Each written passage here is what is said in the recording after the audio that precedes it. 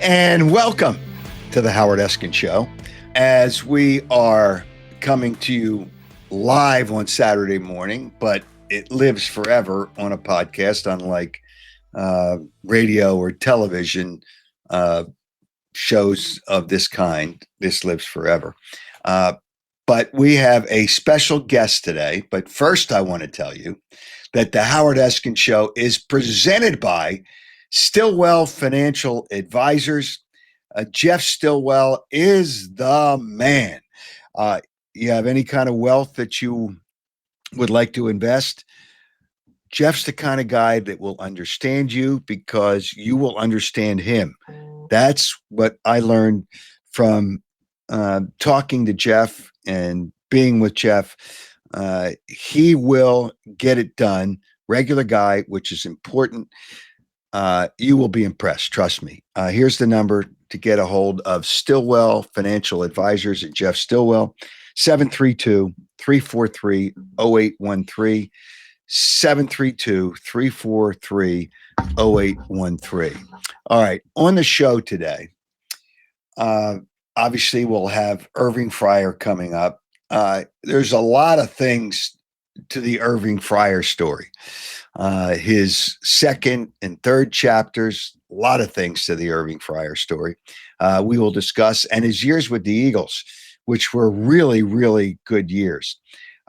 We will also, I want to try to involve you.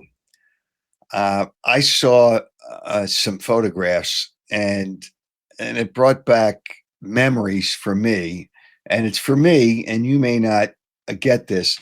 The greatest, I don't know, this kind of came up before, the greatest Eagles of all time, 1 through 5. You could probably go to 7 or 8 and really get some really, really, really good players.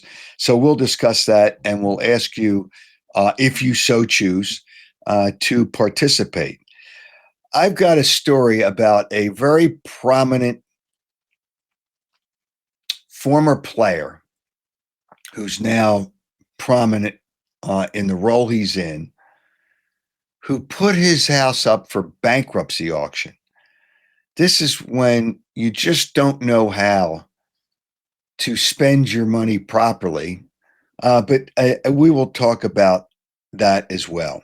Also, I do want to remind you that we have a winner from our last show of the Chickies and Pete's gift certificate.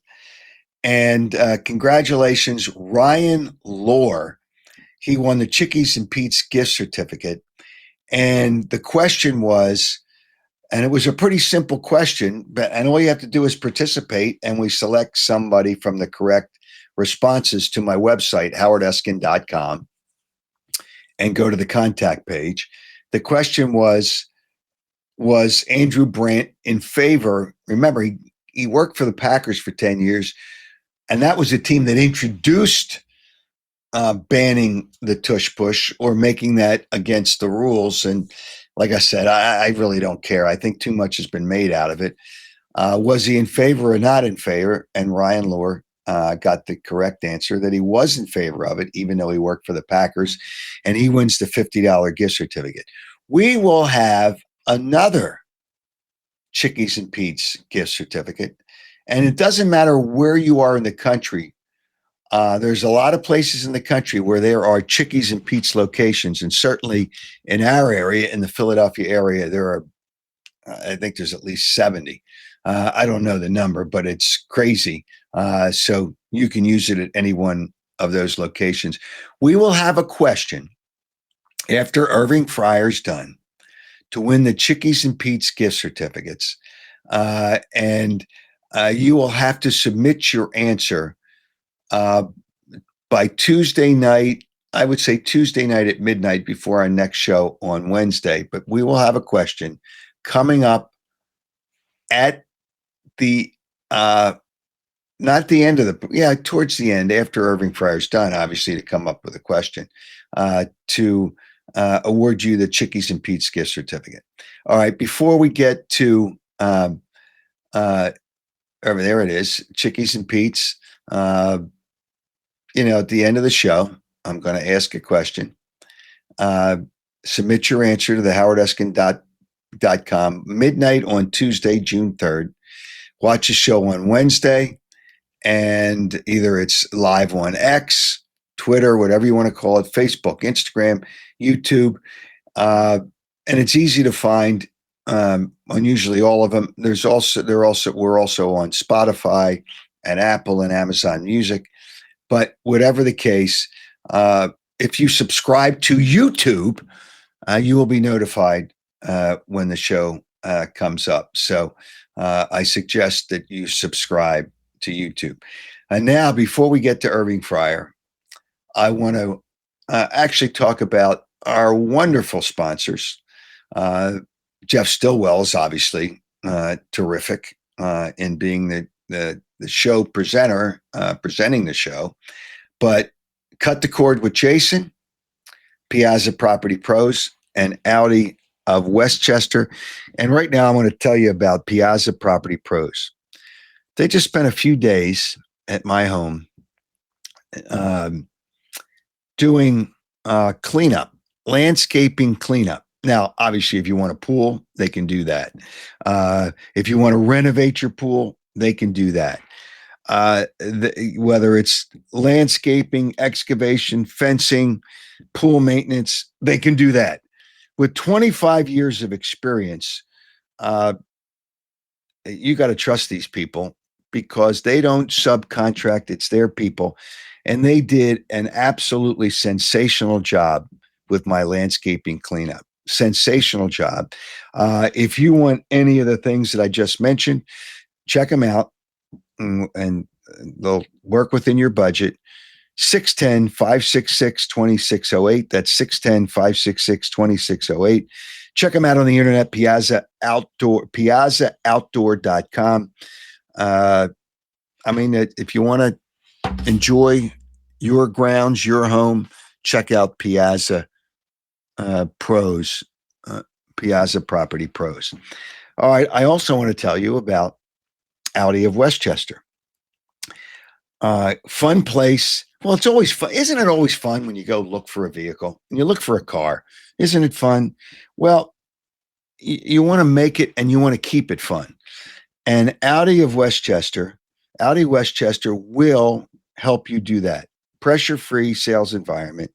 Have fun with those guys. You can enjoy some snacks, some coffee. And they have the largest selection of Audi vehicles in the area because they're part of the Mainline Automotive Group. So you have access to the largest selection of new and pre-owned Audi vehicles in the tri-state area. Also, $7,000 off any in-stock Q8s out at Audi Westchester. No tariffs, $7,000 off the in-stock Q8s. You want to check them out? Here's their location, 1421 Wilmington Pike. Check them out on the internet, AudiWestchester.com. That's AudiWestchester.com. My experience was great. Just got a new vehicle within the last couple of weeks, and your experience will be great as well. Now, you want to save money. I know you want to save money. I know you do. You can cut the cord of your cable and save money with Jason. Cut the cord with Jason. He offers, a lot of people have taken him up. I spoke to somebody yesterday, and he says, you know what? I got to do that. Well, you just don't talk about it. You call Jason. He'll cut your cable off, set you up with less expensive internet service, with a streaming services that'll save you lots of money, which include all the local and national channels. You'll still get to see all the Philly Pro games. And if you have a second home, you can hook up the second home. No extra charge. Jason will set up that as well. One monthly TV bill for both houses. For more information and to save yourself lots and lots of money, getting rid of that cable, call Jason, 215-801-5858, 215-801-5858. And now I'd like to welcome, you don't realize how good a player this guy was unless you look at you watched him. I was lucky enough to watch him, and you see the numbers. There's some of the numbers are actually pretty staggering. And let me welcome now former Eagle, former of a few teams, but a former Eagle, and that's where I got to know Irving Fryar really well. And he's done a lot of things since. He's got a second chapter and a third chapter, and he's doing really well for himself. And that is Irving Fryar. Irving, I want to welcome you to the program. Thanks so much. Okay. I don't know whether to call you Dr. Fryar or Pastor Fryar or Irving Fryar, the NFL player who's accomplished a lot in his NFL career. You know what? Nowadays, well, people remember you for your days as a football player, but how should I address you? Well, listen, first of all, Howard, thank you for asking me to be on the show. I am honored. We did work together when I was playing, did a radio show and whatnot. Yes, we did. So I'm very familiar with you, and you my dude, man. I'm with you. You're going to have to address me because, when you were with WIP before you finished there, you were doing the whole doctor thing. I'm the Dr. King, all that kind of stuff. So because I have 2 doctoral degrees, I'm going to show you my doctoral degrees. They're right back there behind me. You see that, right? Yeah. Doctoral degrees. I got 2 doctoral degrees. You're going to have to address me as Dr. Fryar.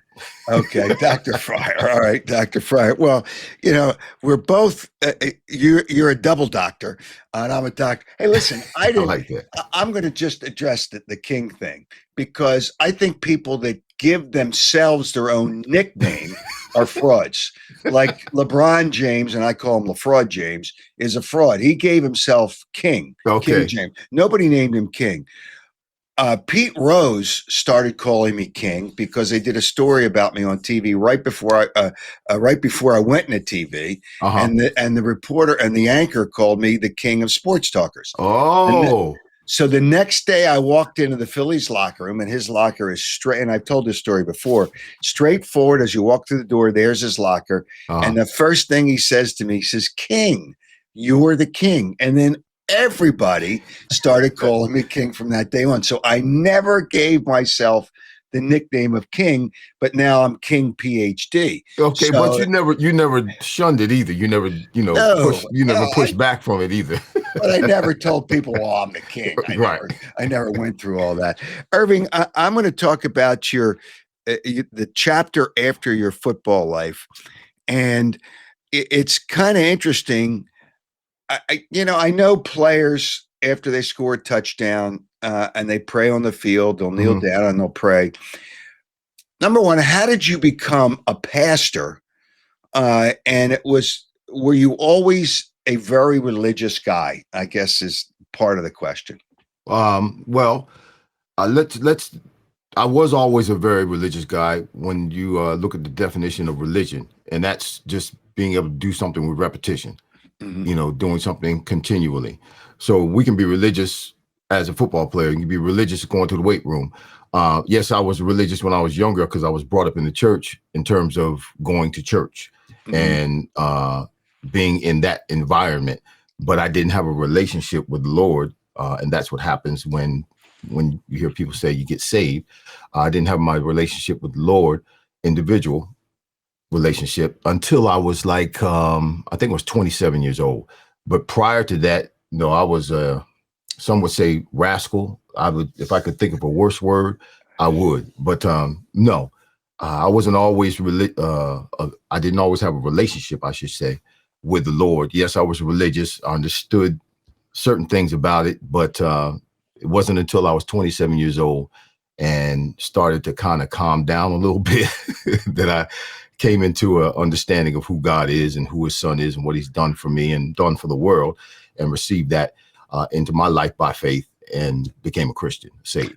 Okay. And then how did it develop into you becoming the pastor of, I don't know if it's the same church. I know you're from the area, you from Mount Holly, so you're back and you're living in the area. But how did you decide, or when did you decide to become a pastor? And I don't know if it's the same church all along, but when did you decide to become a pastor? Well, there's a saying that some were called and some were chosen, or I should say some were chosen and some went. I was chosen. Now, if the way that it's supposed to happen is not by my choice, it's an unctioning, it's a calling, it's a divine draw by God into that position to shepherd his people. And that's what happened in my life. God spoke to me and he told me that you need to do this, which was start a church, and this is the name, and this is where you need to be, so on and so forth. So it wasn't my choice. It was not my choice. Listen, Howard, if I could have chosen, or my choice at that time, back in 2003, when we started the church, I believe God spoke about 2002. Back at that time, my choice, man, I was being prepped at ABC to be the weekend anchor. And my choice, I'd be just about retiring again in another job, because I would have been in sports analyst or TV sports analyst. I would have been in movies, all that kind of stuff. But I turned all that down when the Lord spoke and said to start the church. So I didn't choose myself. I didn't do that. And there have been times along the way where I tried to stop, didn't want to do it anymore. Thought I should maybe stop pastoring. I've been pastoring for 23 years now. Wow. And the Lord spoke again. He said, yeah, you can go ahead and stop if you want. And this is true. What he said to me, he said, you can stop if you want, but you're going to die. He didn't say he was going to kill me. He just said I was going to die. Well, which is not a happy thought. All right. So now we're all going to die at some point, Howard. You do know that, right? I know you're the king and all, but we all are going to make that transition at some point. Don't bring that up here. We're trying to have fun. Am I throwing you off? No, it just, people, when you start thinking about that, it's not a happy thought. You just try to stay, as you know, as an athlete, you always want to stay healthy. Right. And then, just while you're living, you want to be healthy.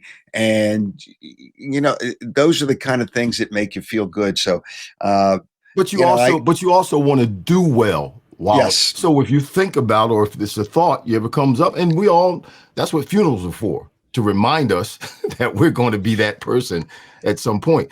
So that should be something that encourages us to live better, to do better, not just to live a healthy life, like you're saying, that's included in there, but to treat other people right, to try to do the right things. All right, Dr. Fryar, you've been a doctor longer than I have. I got my doctorate in media communications last year at Goldie Beacom College in Wilmington. Congratulations. And I really, thank you. And I really, I think so much of that school now, and I've heard from a lot of people that actually went there. People have gotten in touch. They should get in touch with the school because they're trying to get all their alumni together. But whatever, media communications, and it was an honor to be given a doctorate, and it's back behind me over this shoulder. There's okay, I see it back there. Yeah, you see the cap that I wore then. So it was quite an honor for you. What are you're a doctor? You got a doctorate for what at two different times? What was your doctorate in? My first one was a doctorate in theology. Okay, that's God, the study of God.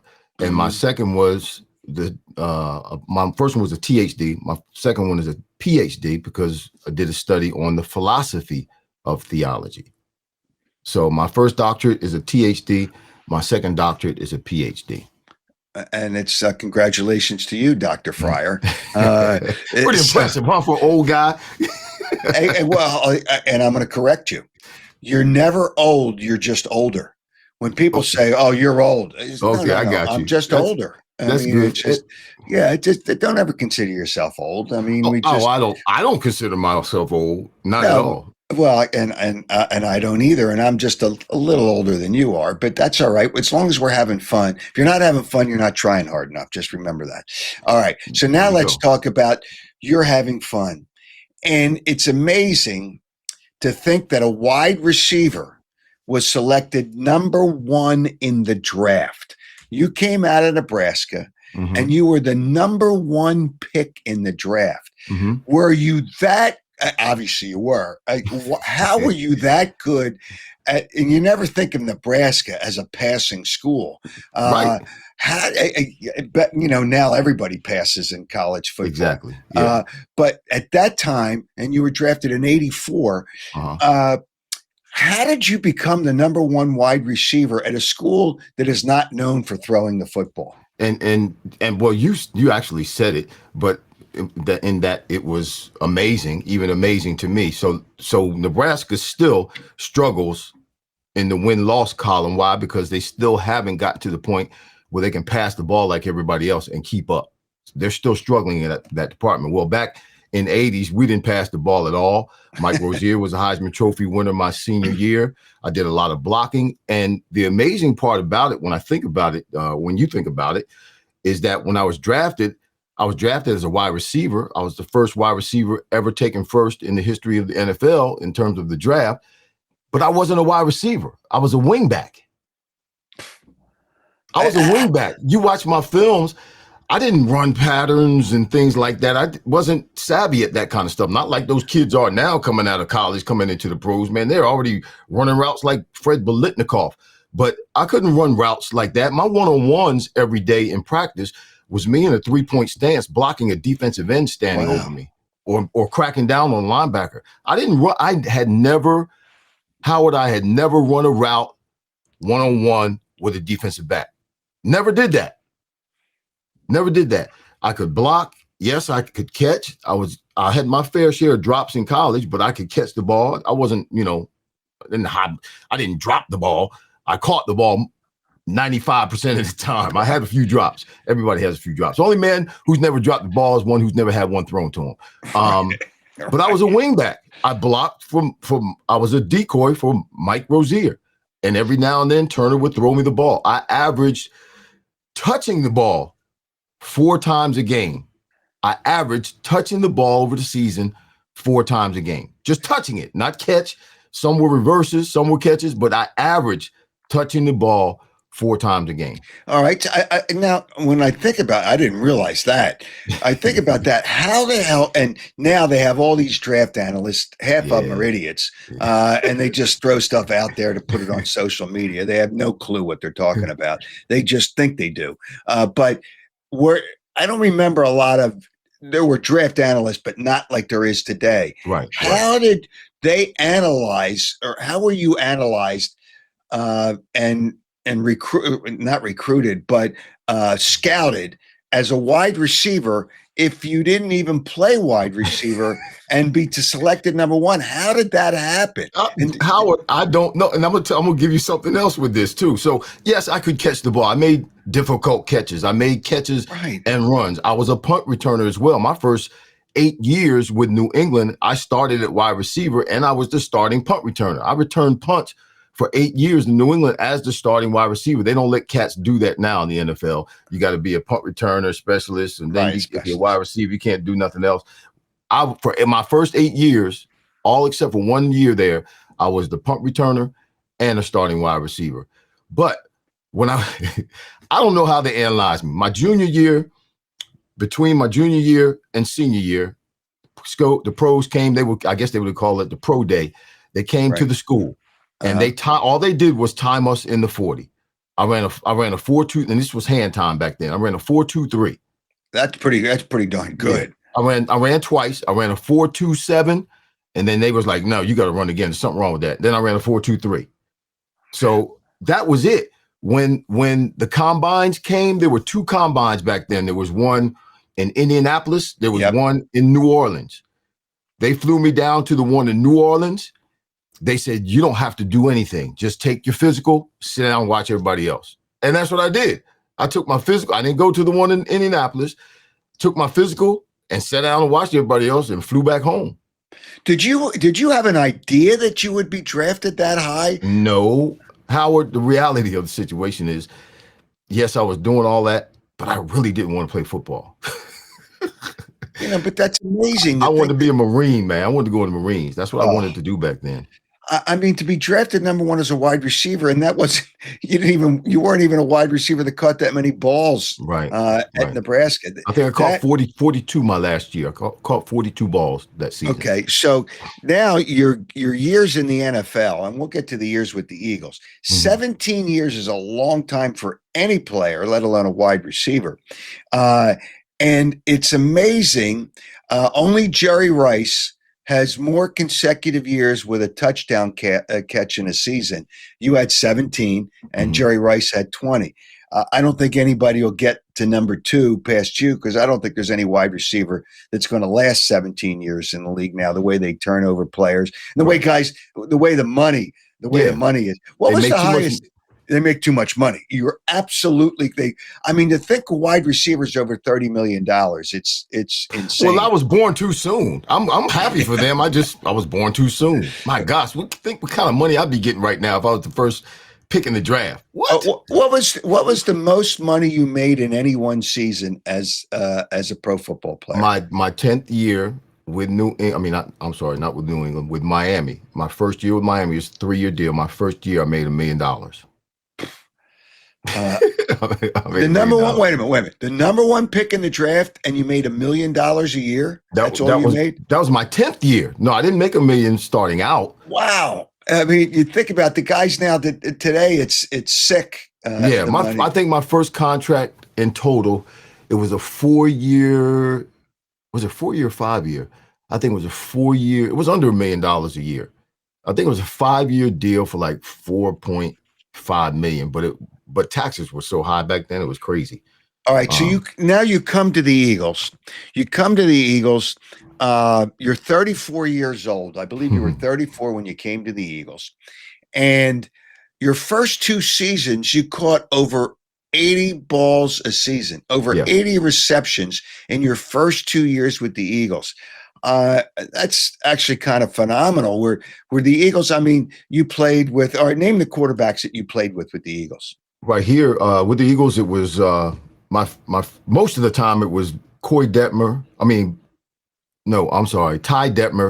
and Rodney Peete most of the time of those 3 years that I was there. But I also caught balls from Coy Detmer, which was amazing. The 2 brothers were quarterbacks on the same team. And also Bobby Hoeing. Bobby Hoeing was also one of the quarterbacks. And most of the my third year here in Philly, was Bobby Hoeing. I have a play, and we're going to run it. Rodney Peete was the quarterback, and the guys on TV, it was Pat Summerall and John Madden. Let's play this clip, this one-handed catch by Irving Fryar. Let's roll this out here. Peete retreats down Clinton. Fryar makes a one-handed grab behind him. How in the heck did he do that? Irving Fryar had already passed that point. Rodney Peete throws the ball behind him. Fryar just reaches back with his left hand and catches the ball one-handed. This is something. It's amazing. That's it. He's going to run it in there. The ball is behind him. He just reaches back and grabs up here staggers with his one hand. And scooped it in. You know what, Irving? It's amazing. You caught it, and those guys, John Madden, went nuts. He just got the ball one-handed. You know what I was trying to do? You remember that play? That was Rodney. I remember that play because the corner over me blitzed. So the corner, 5-6 yards down, the safety comes down and picks me up. So I hurried, because it's a blitz. I hurried up and got inside the safety coming down. But the ball was behind me, and I thought the safety was close to me. So my initial thought was, and my initial attempt at it was to just knock it down so it didn't get intercepted. But when I touched it, it stuck, so I pulled it in. That was a great catch. You know what? When Odell Beckham Jr. got all this attention for catching the ball one-handed, I remember you caught the ball one-handed. Right. Chris Carter was good at catching the ball one-handed. Right. It's like a big deal. Odell Beckham Jr. because it was on Monday Night Football. They made a big and Odell Beckham Jr. catches the ball. There were guys that caught the ball one-handed long before Odell Beckham Jr. did it. I mean, what a joke! I mean, it's amazing what guys make when they make such a big deal out of a guy because it was on national TV. And if that had to be a big game, if Summerall and Madden did the game, right, and it was against Dallas, that had to be a big game. Right. I mean, it's just so. What do you remember in your years with the Eagles? Obviously, the first 2 years were really good. What do you remember in your 3 years with the Eagles? Well, I guess what I remember the most is being able to be home. Do you hear that ringing? Something's humming. You don't hear that humming? It's just they're singing for you. Okay, I don't know what I'm saying. So what I remember most coming to Philly, Ray Rhodes. The year before I got to Philly, he was the coach of the year. Right. I never had an opportunity to play for a black head coach. So that was a new experience for me. And I had been in the league for some time at that point. Mm-hmm. And then John Gruden, really, obviously the players, some friends I still talk to, teammates, we're still in contact. But from a football perspective, just the mind of John Gruden and how he was able to design offensive schemes to really take advantage of just two people. Really, we had two threats on the team when I was here, and I'm not trying to pat myself on the back, but Chris T. Jones, who was supposed to be when I got there that next guy as well, but he got injured, so he wasn't around on the other side of me. So I really didn't have a whole lot of help on the other side. But Ricky Waters was here. Right. And so Gruden was able to design a whole offensive scheme around two players. And he did a phenomenal job with moving us around, positioning us, setting things up formationally, personnel-wise, to make sure we got the ball so that we could advance the ball offensively and help our team win games. I know what the humming is. It's the guys outside doing the grass with the weed whacker. I'm hearing this. I'm like, what is that? Hey, wait a minute! I just had my landscaping done by one of my sponsors, Piazza Property Pros. Did a great job, but so I know what the noise is like when they're out there doing things. But it's all right. It's all right. It's a little ambience for the whole thing. Well, my mic should shun it out anyway. I have a nice mic. It'll be all right. All right. So we're the king. We're the king. You're the king. I'm the doctor. King and the doctor. We're both doctors, but you're a double doctor. Yeah. I'm only a king and a doctor. Howard, we should do another show together, man. We should do another show. The king and the double doc. Hey, you know what? I want to get to it. The fact that we did a radio show together, we did a weekly show together, which was really kind of cool. And you are in good company with Hall of Famers that I've done radio shows with, but we'll get to that. All right. So was John Gruden your first offensive coordinator when you came to the Eagles? Yes, John Gruden was my first offensive coordinator when I came to the Eagles, and John Gruden was my first offensive coordinator that was younger than me. Wow. Would you say of all you played 17 years with 4 different teams, who was the best offensive coordinator, not the best head coach, the best, because the offensive coordinator does a lot for the coach. Right. Who was the best offensive coordinator that you played for in your 17 years? By far, no competition, no hesitancy. I don't even have to think about it. John Gruden. Wow. And that led to a head coaching job for John Gruden. His football IQ, his mind, the way he thinks, the way he sets things up. I mean, not just X's and O's, but his psychological way of coaching guys, getting in their heads and challenging them. He would do that to me. I never had a coach say to me before, listen, Irving, if it's third down and I call this play, it's because I'm throwing the ball to you. I want you to get the ball. I've never had a coach tell me that before. It's always a team thing. Wherever the ball goes, that's where it goes. But when he calls, John would tell me, when I call these plays, this, and this, I'm trying to get you the ball. I expect you to get open and catch the ball. I don't care what the defensive is. You work it, get open, and catch the ball because I'm trying to get the ball to you. And Ricky Waters was there, and Ricky Waters needed the football. How did you think? Well, I'm going to tell you, never shut up, Ricky. I'm like, Ricky, would you stop talking? Wait a minute. The defense. I have told this story before, and I was witness to this. One game, and I don't know which game it was. Ricky Waters, as far as he wasn't happy in the locker room after the game, and his girlfriend was livid. She aired out John Gruden. When you come out of the locker room with the vet, there's that hallway there before they go to their offices. She waited for John Gruden. She aired him out, and he just stood there and took it all. She just was relentless on him about him not getting the football. So that probably means you probably had a lot of receptions in that game, and it was your fault that she aired out John Gruden. So I'm going to blame you. I love Ricky Waters. I really do. That's my guy. That's my dude. But Ricky, you're right. He had to get the ball. He was like Mike Rozier. Mike Rozier is my best friend to this day. And he had to get – Mike got the ball. He touched the ball 31 times, averaged 31 times a game. I got a story for you about Ricky, though. Both Ricky and I made the Pro Bowl back when they played the Pro Bowl with pads on and not flags and shorts.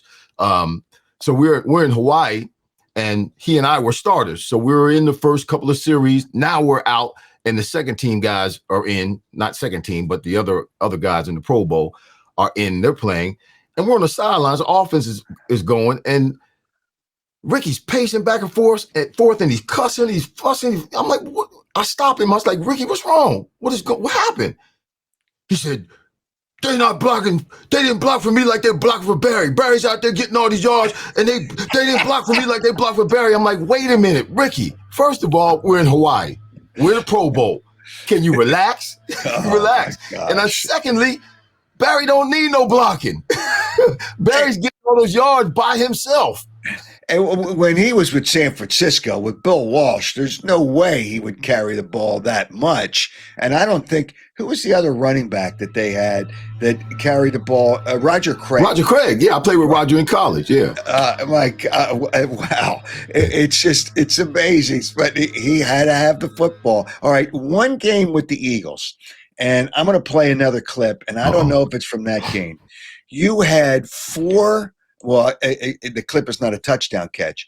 You had 4 touchdown catches in one game. I don't know if any other receiver has done that, has had 4 TD catches in one game. At least I don't know if not at my age. I think I was 34, 35 at the time. Yeah, it was with the Eagles. It was in 96. But I want to play another clip. You love the one-handed catch. Let's play another clip from Irving Fryar.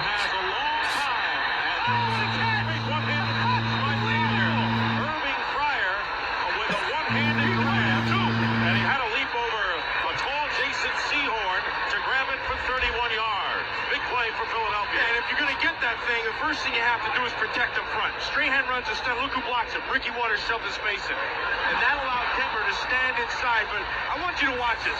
I mean, this is nothing you can practice. You just either have it or you don't. And guess what? He had unbelievable. You have it or you don't. Yeah. That's what they say. There's a little story behind that catch too. Okay. So all week long, that's just an all-out go where everybody's running fly patterns and Ty's supposed to pick one and throw it. All week long in practice, he had been throwing that ball to me. For some reason, Howard, I don't know why, I just started jumping up. I guess I must have been feeling myself, jumping up and trying to catch the ball like that in practice. But Ray was like, stop doing that, Irvin. John Gruden, stop doing that. I must have dropped it 4 times in practice. That same catch. All right. Wow. I was doing it on purpose, just messing around, trying to see if I could cut the ball. And then we get in the game. I didn't do that on purpose because I had done it in practice. I instinctively jumped like that and caught it. Well, it's just, and Odell Beckham Jr. got all this attention. Or what do you remember? We did a radio show together, and I told you I was going to tell you the Hall of Famers that I've worked with. I've done a radio show with Chuck Bednarik, who was the only player that I think played 60 minutes in a football game. Wow. And that's my first pro football game ever as a little young kid, was the 60 championship game when the Eagles beat Vince Lombardi. His only loss in the playoffs was the 60 championship game, the Eagles and the Green Bay Packers. So I did a show with Chuck Bednarik and with Tommy McDonald, and I've done shows with other guys, but those two guys were great. And I've done a radio show with you. What do you remember about that fine radio show that we did together at once a week? Honestly, Howard, we had a great time. You were great, and doing the show. I think, did we just do it 1 year or 2 years? I'm not sure whether it was one or two. Didn't we do something at Top Dog as well? Yeah, we did a couple of them. The year before. Yeah, I think our we did last it 2 year, years. we were somewhere up the turnpike in Pennsylvania at a bar restaurant. Yep, I remember that one. Here's the one thing, and this has nothing to do with you. But here's the one. No, it doesn't. When I say it to you, you may remember it. But this, you're asking me. There's one thing that sticks out the most that just pokes me all the time. So that was my third year with the Eagles. We were not doing well. I had a broken toe. I didn't tell anybody. I broke my big toe the second game of the season. I was getting shots in my toe almost every day because I had to try to practice. They kind of misdiagnosed me. And said that I had turf toe, but I had a broken toe. I had to get it fixed at the end of the season. And I didn't know it was broken until I went to do Any Given Sunday, and I couldn't run in the movie. So I had a doctor check it out. He said, you got a broken sesamoid bone. So I say all that to say this. I wasn't playing, obviously, up to par. Our whole team was jacked up, but I was not playing like I did the first 2 years with the Eagles. Modrak comes to me and says, okay, we're going to cut you at the end of the year. You can retire. I decided to retire because, my plan was to play out my contract and then retire anyway. So long story short, we're in there doing the show and the callers are calling in. And I don't know if you guys knew this or not, but the caller starts talking about Fryar. We're taking the call. He says, Fryar, you play well. I mean, not you play well, but you love what you're doing off the field, the things you do. You're a great man, da-da-da-da-da.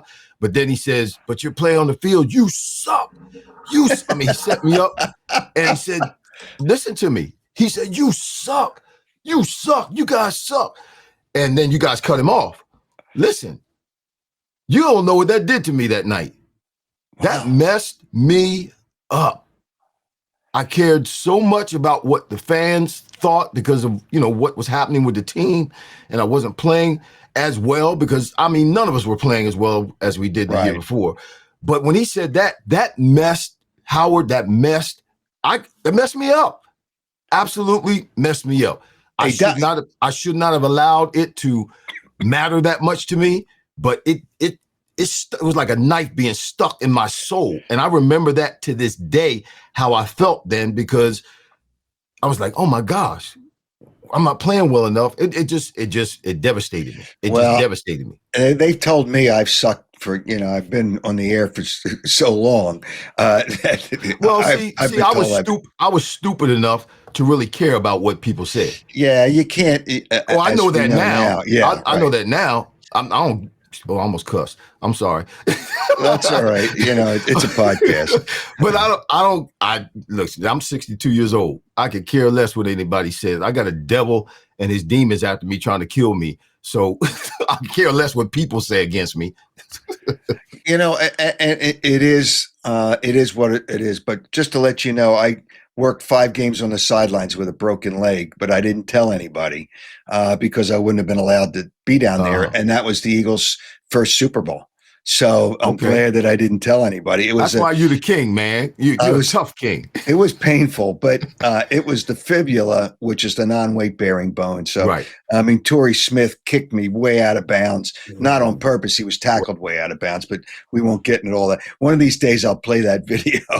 I went down, man. You went down? Oh, was it pretty or was it, did you fall pretty or did you fall ugly? I felt pretty, but I blacked out for a split second. Oh, really? Did you mess up your hair, man? Did your hair get messed up? I was actually, it was Christmas night. Oh, so I actually was wearing a beanie cap. Okay. Hey, Irving, this is great. We're going to have to do this again. I love it.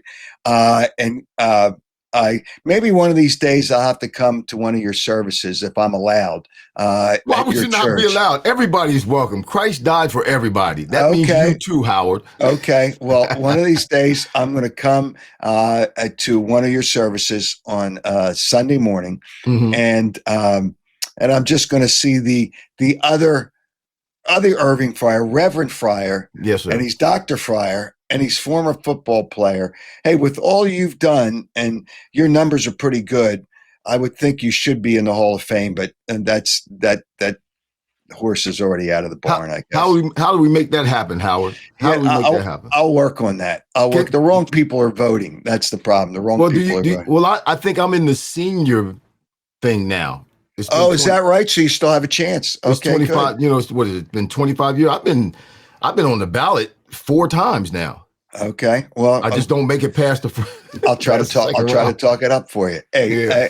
I have a great day. Yes, sir. Have a blessed day. Thank Howard. And I know that always will be the case for you.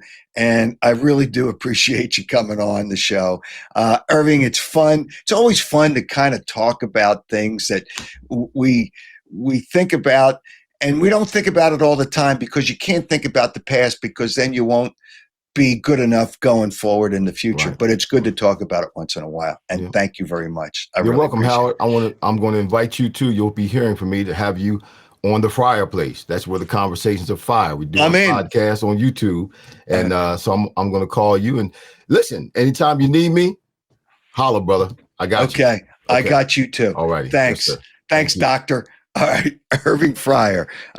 What a wonderful, pleasant, and fun guy.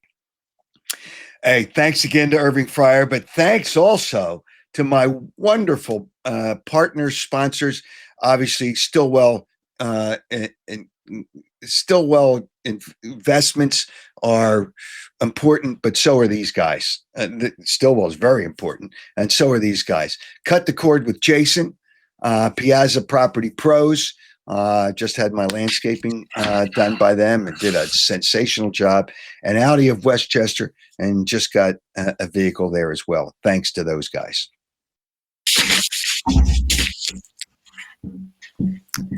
You know, I also want to mention and just giving Irving Fryar another shout out. The Fryar Place is on YouTube. It's a podcast he does every Friday night at 7:00. So if you want to see Irving Fryar and join Irving Fryar, the Fryar Place on YouTube, 7:00, and that's on Friday night. A couple other things. First of all, second of all, third of all, whatever. We always say first of all. It's like a figure of speech. There's other things I want to mention, and I saw some of the comments. And people talked about the greatest Eagles. The one thing I'm gonna show you a picture of Chuck Bednarik, and I remember Chuck very, very well. You see, when he holds up his hands, he had all his fingers disfigured. Back then, when he played, the doctors weren't as good as they are today. But I assume, never got it taken care of because he just wanted to play football. Every one of his fingers was in some way, shape, or form deformed because he got every one of them broken in different ways when he played. Chuck, and I don't know if that picture with Paul Hornung and Jim Taylor was taken at the championship game when they played the Packers in 1960, the 60 championship game when they won. But I'm sure they played the Packers at other times because there weren't many teams. But I'm not sure if Chuck Bednarik is the best player all time by the Eagles. Now, a lot of people never got to see him. They could only read about him. I was lucky. I was young, but I remember Chuck Bednarik. Those kind of things, I was very young. Those kind of things stick in your mind. And Chuck Bednarik always stuck in my mind, and I did a radio show with him. I don't know how much we talked about it, but how many guys played 60 minutes? I think he played 58 minutes in that championship game when he played against the Green Bay Packers. I just Guys don't do that anymore. They don't even play. They want to play more plays, but other than the quarterback, it plays every offensive play. You just don't play both sides of the football. He was a center. He was a linebacker. Second is Reggie White. But here I'm going to ask you. I am going to ask you. Who are the top 5 players? I know it's hard to get 5. By the way, thanks, Ted. Said it was a great interview. Thank you. King of Kings. I see Kevin Lynch out there. King of Kings. You know what? I'm just me. The last of the two-way players, Chuck Bednarik, he's the best. And I don't want to hear about all these other guys. Reggie White is close because he was the best defensive tackle in football ever. Ever, because he played tackle and whatever. You moved him around. He was a wonderful guy, terrific guy. But I just think Chuck Bednarik's the best. So here I'm going to put out a link, and you should have it. You should have saved the link to join the show. And what I'm going to do is ask you if you want to, you can comment. I can see the comments, but click the link to join the show. And I know I'm going to debate it with you. The top 5 players, top 5 all time. And you're going to have guys on the edge of that top 5. I think some players are really, really, really good, but overrated as far as being in the top 5. All right. So we're going to do that. And again, I appreciate some of the comments. What was it like playing on the vet turf? Well, nobody liked it. It shortened. I'll tell you the careers it had to shorten a little bit were baseball players because they played on it 80 some games a year. Football players only played on it. Some of those games were 12, 14 games a season, some 16. But it was brutal for a lot of people. It was brutal for a lot of people. The other thing that I do want to mention, Deion Sanders, first of all, his son is such a jerk for ordering another Rolls Royce and having it painted in the Browns colors and having it delivered to training camp for the Browns. That's just obnoxious. But his father, how about this? I was told the other day, he has a home in Texas, which he built. He built a big 30,000 square foot home. And now the expenses are so much on the home, he put it up in bankruptcy sale. I said, how does Deion Sanders have a home in bankruptcy sale? And he said, because his lifestyle, he spends so much money. I guess he still does, even as a coach. And he's getting paid well as a coach. Guess he just doesn't want the expenses of the home anymore, and he can't sell it for what he wants to sell it for. So he put it up in a bankruptcy sale, whatever the case may be. And I saw one other question. The new Eagles offensive coordinator, what do I think of him? I think he's going to be terrific. Kevin Patullo is going to be terrific. Very, very sharp offensive mind. He was in all the meetings when they discussed offense and game plans, and he knows the team, knows the players, knows the quarterback. I think he's going to do a terrific job. So I now want to thank our sponsors, Jeff Stillwell of Stillwell Financial Advisors. You want to have somebody who knows what he's doing, handling your money? Jeff's the guy. I know Jeff's the guy. And you'll see, he's just like us. He's a regular guy. Give him a call. 732-343-0813, Stillwell Financial Advisors.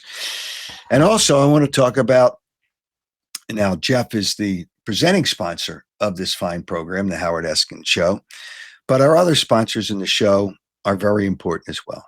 Audi of Westchester. You want a real fine, nice experience, a fun experience in purchasing an automobile. How about Audi Westchester? Audi Westchester, right now you get $7,000 off any in-stock Q8s, no tariffs. The tariff situation is ridiculous. It's just, the whole thing is, with what's going on in this country, is ridiculous. But you don't have to worry about tariffs at Audi of Westchester. Audi Westchester, fun experience, have the largest selection of new and pre-owned vehicles because they're part of the Mainline Automotive Group. So they have the largest selection of Audi's vehicles in the area. Stop by Audi Westchester, located 1421 Wilmington Pike, or AudiWestchester.com. That's AudiWestchester.com. Now, you want to save money on your cable. Now, who doesn't want to save money? And you can save lots of money by cutting the cord with Jason. He'll cut the cord. He offers an incredible service. It'll save you money. Now, I have people come up to me and says, I should check into that. Now, yes, you should check into it because you will save money. You'll get a less expensive internet service, streaming services that include all the local and national channels, all the local Philly pro games. You have a second home. That's part of the package. You can have 2 homes on one bill, same charge, and Jason will take care of it for you. Cut the cord with Jason, and you'll save a lot of money. Here's his number, 215-801-5858, 215-801-5858.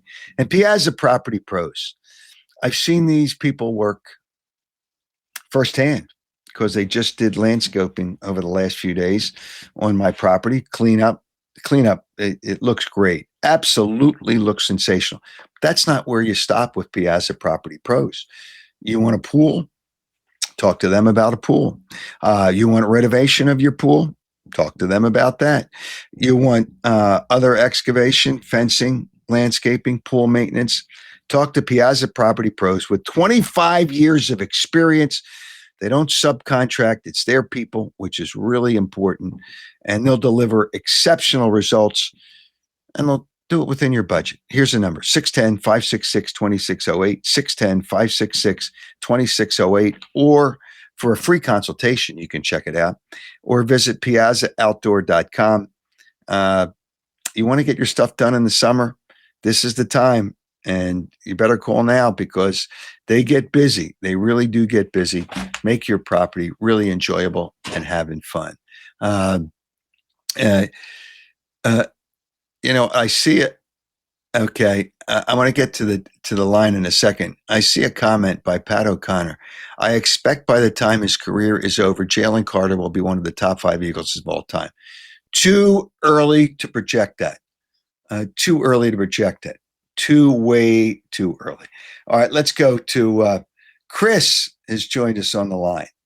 Chris. Hey. What's happening, Chris? Nothing much. Just a little work day Saturday here, and I was just listening. Saw you had Irving on, and once you offered to jump in, I thought I'd jump in.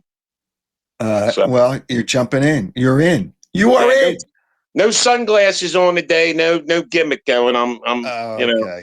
You're just a regular guy today, right? Yeah, okay. Just a regular guy. Yeah, but So, all right. So, give me the top 5 Eagles of all time, in your opinion. Well, Reggie White's up there. Okay, I don't want to hear up there. I want to go 1 through 5. But Reggie White is no worse than number 2. All right. Number 1, you were talking about Chuck Bednarik. Now, he was a special guy at that time, and I don't think anybody could play like that now. Nobody plays 60 minutes. Yeah, he played both ways. He was a beast. He was a monster. He took Frank Gifford out. That's a classic moment. Yeah. So great do picture I say of him standing over him? Oh yeah, it's beautiful. So do I say he's number 1? Okay. Who's number 2? Reggie. Right, Reggie's number 2. Yeah, Reggie White. Number 3. Number 3. Okay, so the Eagles' defense back in Buddy Ryan's time. I mean, you got Eric Allen. You had a lot of great players on that team. Eric Allen's not in the top 5. No. I love him, but he's not in the top 5. How about Brian Dawkins? Everybody says Brian Dawkins, but I don't think he's 3. You don't think he's 3? No. Nope. I don't think he's 3. But I think he's obviously up there. People get carried away because of the Brian Dawkins love. And there's nothing wrong with the Brian Dawkins love. I mean, He did a great job. He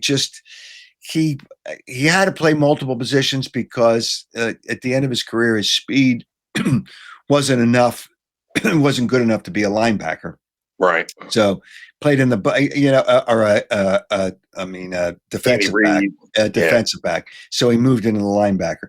But So I guess Dawkins is in the top 5. So who else would you put in there? Well, what about Jerome Brown? I mean, is he when Yeah, he didn't play long enough, but Jerome Right. Brown, because unfortunately he got killed in that driving accident. What about Harold Carmichael? Howard Coleman? Yeah, got to put him up there. All right. So in the end, would you put, because he's I'll ask you this. I think Donovan McNabb is the best quarterback in Eagles history. Well, Yes or no? Well, if you look at the numbers and the winning percentage, I mean, my God, they went to how many NFC Championship games? 4? Like 4 or 5. Yeah. Yeah. So, I mean, people don't like to hear it, but numbers wise, he was a winner. Yeah. Did they win the big one? No. But there's other reasons why they didn't win the big one. But he was consistent. Oh, he played hurt. I was at that game against the Redskins when he broke his ankle. And he kept on playing. And I believe they won that game, if I'm not mistaken. He threw a touchdown pass with a broken ankle. Donovan McNabb. Yeah, they said he had he broke something. I guess it was his ankle back then. Exactly. So I remember I was got to be a small break to be able to play. Otherwise, he wouldn't have been able to play. So your top five. All right, let's go. All right. Chuck Bednarik. Yeah. Reggie White. Reggie.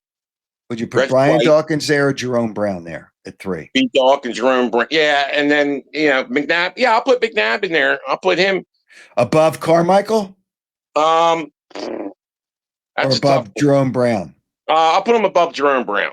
Okay, because Donovan played longer, and he was consistent. Yep. All right. And then you're then you got your top 5. So you put Jerome Brown 5 and Carmichael's just outside the top 5. Yeah, I mean, yeah, we'll go with that. Okay. All right, Chris. All right. I appreciate you jumping in, brother. No problem. Thanks for having me on again. And if I can just say one more thing, because I like to talk. And I never knew that. Yeah, right. I just want to say a shout out to my son graduated high school from Salesianum last night. Congratulations. And it was very inspiring and I'm very proud. It's a sacrifice to send your son to a school like that, and it's well worth it because. Hey, listen, anything you do for your kids is, I mean, I put 5 kids through private school and college, so I understand. Right. All right. I mean, it's a very proud moment. Congratulations to you and your son. Your son for doing it, and you for him for putting him there. Hey, Chris, have a great weekend. All right, you too, Howard. You take it easy, kid. All right, you too. I see Wingador, Bill Simmons, said McNabb is above Carmichael. Where is Wilbert Montgomery? You know what? I don't know if he had enough years, because I would say, as much as we love Wilbert Montgomery, and I really do think he's a terrific player and a terrific guy, I don't know that I wouldn't put Brian Westbrook. I would put Brian Westbrook above Wilbert Montgomery, because he did so many things. I see another comment here from Tony Woods, who was once a winner on this show. What's my take on Joel Embiid? Will he be traded? Who would take him? He's got 3 years left on a contract. Who's going to take him? He's always hurt. He's not going to ever play 50 games each season again, ever. He's a me player, plays for himself. That's why the Sixers don't win, because they have him as a me player. He's just a me guy, and he's not a winner. That's why the teams you see in the playoffs now, Oklahoma City, team players, Indiana, team players. And hey, listen, I like the Knicks. I like Indiana. I like both those teams. I think Indiana wins game 6. They have to, because you don't want to go into a game 7. But I think Indiana. I hit the wrong freaking button. Indiana is a team. They are a team where the Sixers are not. So I go back to who's going to take Joel Embiid?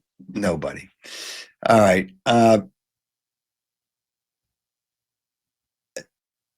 Yeah. I mean, Chris, I can't have you on twice. Come on, man. You ought to appreciate. Okay. Okay.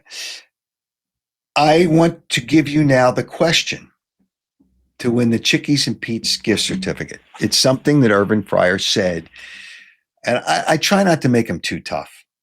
Now, answer the question, submit it to my website, howardeskin.com, by midnight on this Tuesday, June 3rd.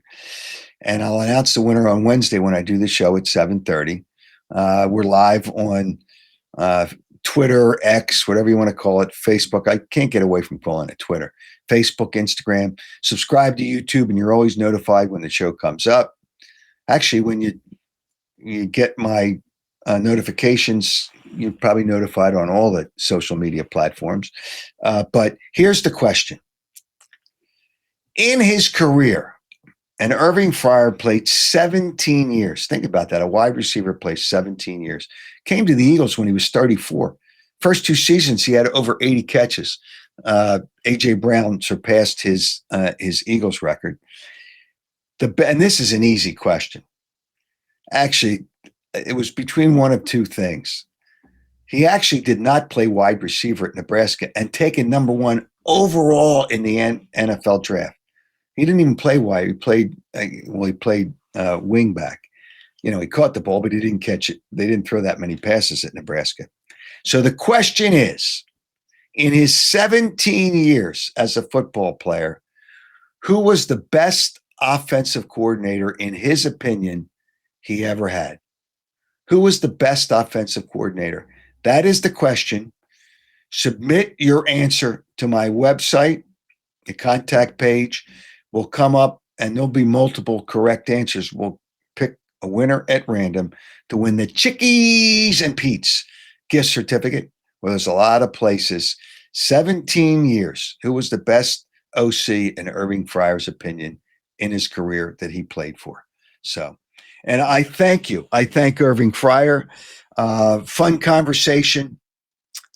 He does a lot of things. I am going to do 2 things that Fryar asked me. Well, I mentioned it to him. I'm going to come to one of his services where he's a pastor of his church, Reverend Fryar. I will come to one of his services. I will do it on a Sunday morning. And I will also come on his podcast, The Fryar Place, which you can see on YouTube. And I thank you, and you, and you, and you, and you, and you. I thank all of you for being part of this wonderful program. Thanks for your comments. And again, any week that you want to join, you can keep the link. We'll keep it the same each week, and you can join the program. And thanks to, obviously, our presenting sponsor, Stillwell Financial Advisors. Jeff Stillwell is the man. There's the number, 732-343-0813. And our other sponsors as well. The presenting sponsor is special, but these guys are special too. Cut the Cord with Jason, Piazza Property Pros, and Audi Westchester. And thank you again for joining us. And I hope you enjoyed. And if you missed any of the Irving Fryar conversation, remember, it's up there all the time. It never goes away. And you can always check. And I see people checking previous podcasts, but subscribe to YouTube and it'll be easy for you and notify you when the show comes up. Thanks. As it is right now, it's Saturday. Have a great weekend. But whenever you watch this, have a great day. Thanks again for joining us on the Howard Eskin Show.